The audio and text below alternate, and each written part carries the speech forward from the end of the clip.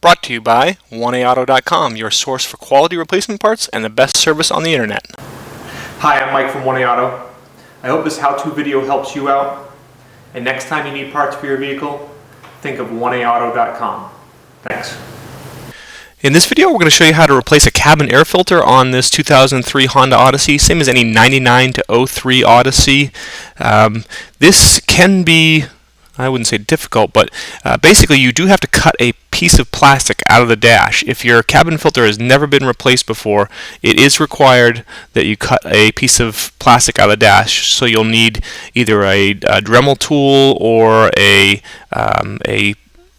slim blade hacksaw or something like that, and you'll see what I mean later in the video. If your filter's already been replaced, then this has already been done, and you'll see when you get there. Beyond that, you'll just need a Phillips screwdriver and an 8mm socket and ratchet, and a flashlight will help as well. Cabin air filter is located behind the glove box. What you'll need to do is actually remove your whole glove box. You'll start by just opening it up, take anything that's inside of it out of it, and then there's little, you can see right back here, there's little stops, okay? You just need to take and press with your fingers the little clips that hold them in, so you can press from the outside. I'm going to lift the box up, press on those little teeth, and push out. Okay, lift the box, and then just pull that stop out. Okay, same thing over here. I'm just going to reach on the outside, kind of press those teeth, and push that stop in. Okay, and then pull it right out. Okay, and now your box will flip down, but we actually just want to shut it for right now. Okay, now we're going to go under here, and there's just a little clip here. Turn it counterclockwise, and then screws. Okay, and then this whole kick panel comes off. And then up underneath, there are two screws. You can either use a Phillips screwdriver or an 8mm socket and ratchet. There's one there, and then one on the other side. Okay, right in there. And I'm just going to fast forward here. I'll use a screwdriver on one side. That bolt comes out pretty easily, and then on the other side I'll use my 8mm socket with a ratchet extension, as that bolt was in there a little tighter. I couldn't get it with the screwdriver. And once you take those out, you can open up your glove box, and the whole thing is just going to fall right out. Okay, and then actually your cabin filter is right here, but this brace is in the way.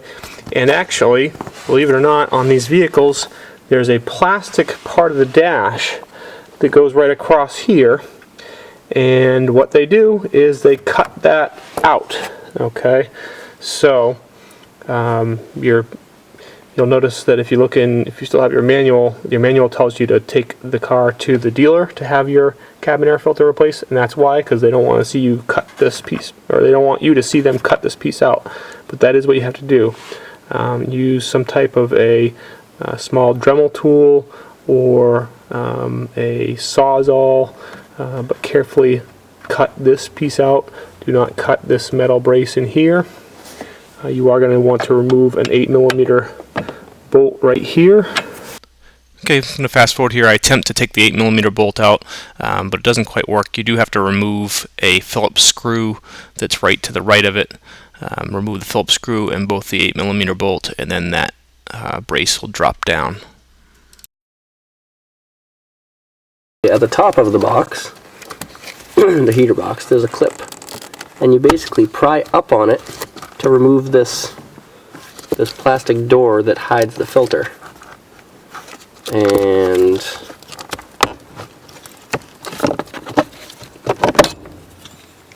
voila, there's the cabin air filter.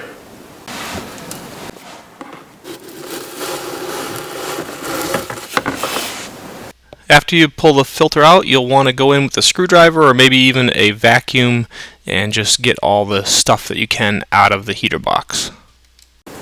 So this is the airflow arrow. It matches up with the airflow on the box. So So you flip it upside down, as you can see, match it up, and slide it in, and now your airflow here matches your airflow here. So then you can seal it back up.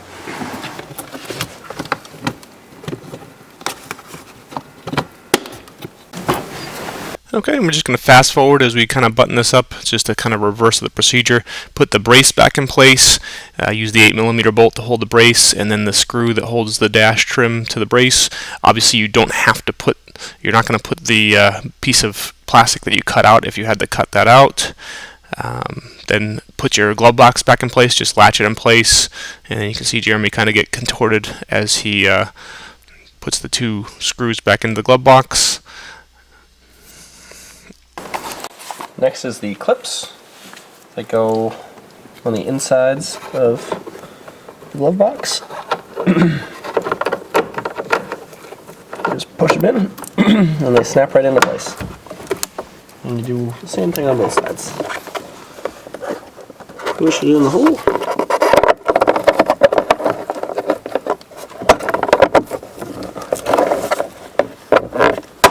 Snap it in. We hope this helps you out. Brought to you by www.oneauto.com, your source for quality replacement parts and the best service on the internet. Please feel free to call us toll free 888-844-3393. We're the company that's here for you on the internet and in person.